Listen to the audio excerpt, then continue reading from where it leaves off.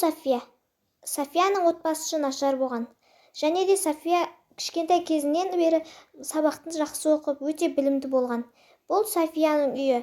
Және де София өте білімді болған соншалықты оны оқуға шақырады. Алайда оқуға бару үшін оған ақша керек болады.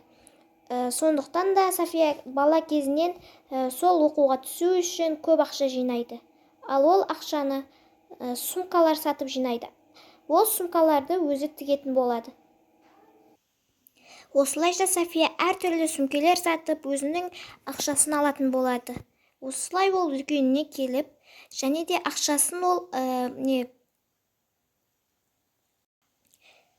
одан кейін София сол ақшасына сабақ оқуына және оқуына жұмсайтын болады. Және де София өзінің сабағына келеді. Ол өзінің сабағына кіреді.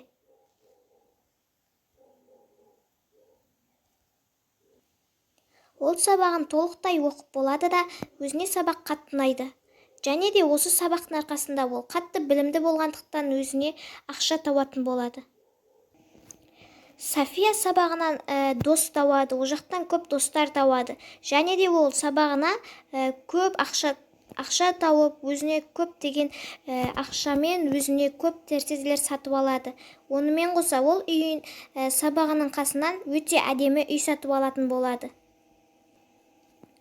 Ол сабағының қасынан міне осындай әдемі үй сатып алатын болады.